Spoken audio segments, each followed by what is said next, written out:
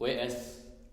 Rendra, Kesaksian Akhir Abad.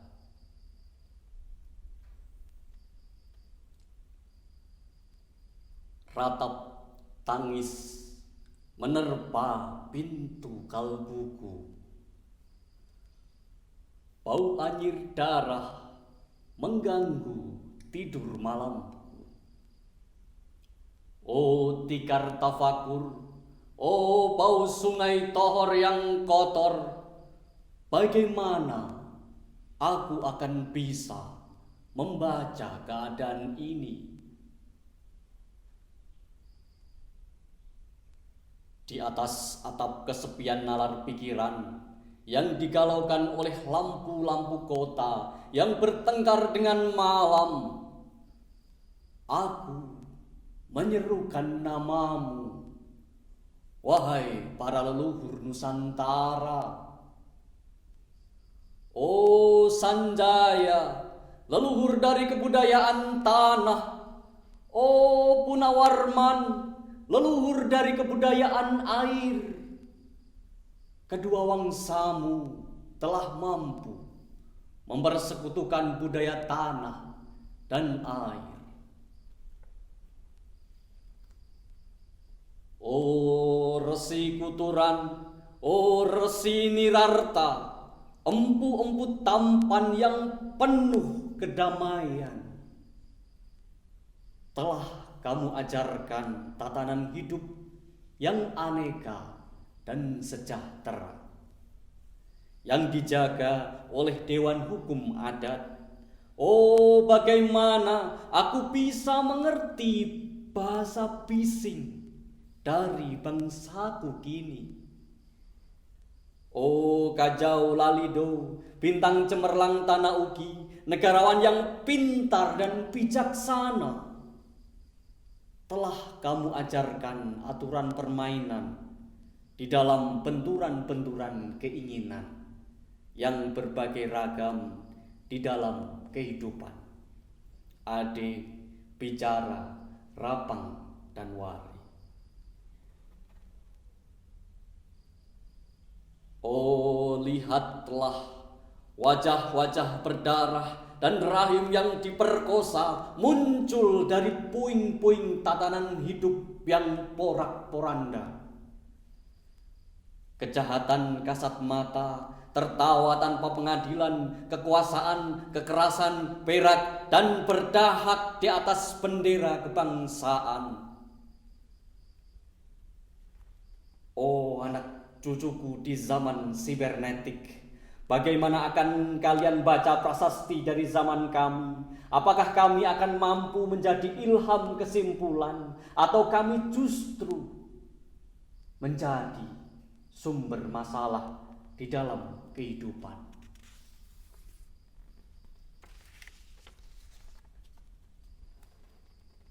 Dengan puisi ini, aku bersaksi bahwa rakyat Indonesia belum merdeka. Rakyat yang tanpa hak hukum bukanlah rakyat yang merdeka. Hak hukum yang tidak dilindungi oleh lembaga pengadilan yang mandiri adalah hukum yang ditulis di atas air. Bagaimana rakyat bisa merdeka bila polisi menjadi aparat pemerintah dan tidak menjadi aparat hukum yang melindungi hak warga negara? Bagaimana rakyat bisa merdeka bila birokrasi negara tidak menjadi aparat rakyat, melainkan menjadi aparat pemerintah yang berkuasa? Bagaimana rakyat bisa merdeka bila hak pilih mereka dipasung, tidak boleh memilih secara langsung wakil-wakil mereka di Dewan Perwakilan, dan juga tidak boleh memilih secara langsung camat mereka, bupati, wali kota, gubernur, dan presiden mereka? Dan partai-partai politik menganggap rakyat hanya abdi partai, yang dinamakan masa politik partai, kawula partai, dan hamba partai.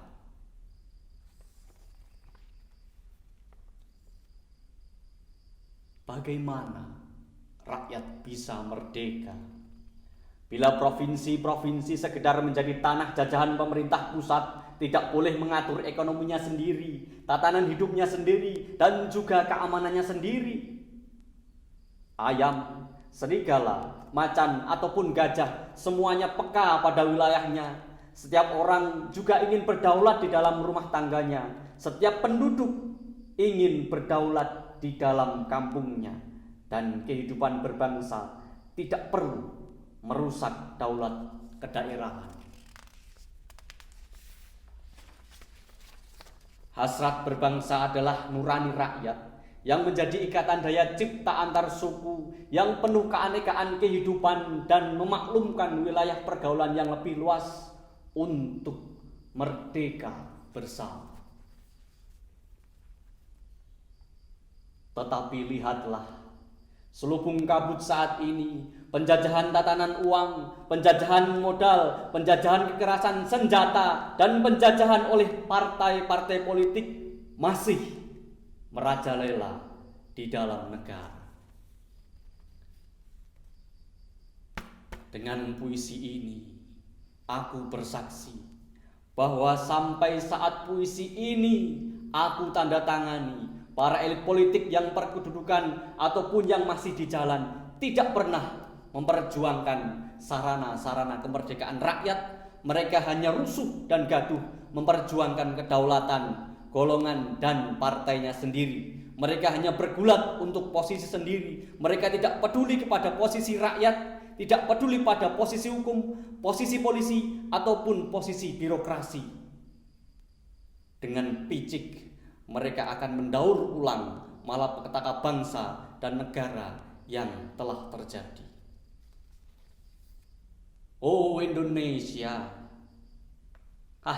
Indonesia, negara yang kehilangan makna, rakyat sudah dirusak asas tatanan hidupnya, berarti sudah dirusak dasar peradabannya, dan akibatnya dirusak pula kemanusiaannya.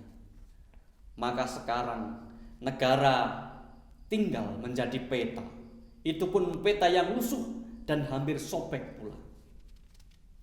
Pendangkalan kehidupan bangsa telah terjadi. Tata nilai, rancu, dusta, pencurian, penjarahan, dan kekerasan halal. Manusia sekedar semak belukar yang gampang dikacau dan dibakar. Paket-paket pikiran yang murah dijajakan. Penalaran amarah yang salah mendorong rakyat terpecah belah. Negara tidak mungkin kembali diutuhkan tanpa rakyatnya dimanusiakan. Dan manusia tak mungkin menjadi manusia tanpa dihidupkan hati nuraninya. Hati nurani adalah hakim adil untuk diri kita sendiri. Hati nurani adalah sendi dari kesadaran akan kemerdekaan pribadi. Dengan puisi ini aku bersaksi bahwa hati nurani itu meski dibakar tidak bisa menjadi abu. Hati nurani senantiasa bisa bersemi meski sudah ditebang putus di batang.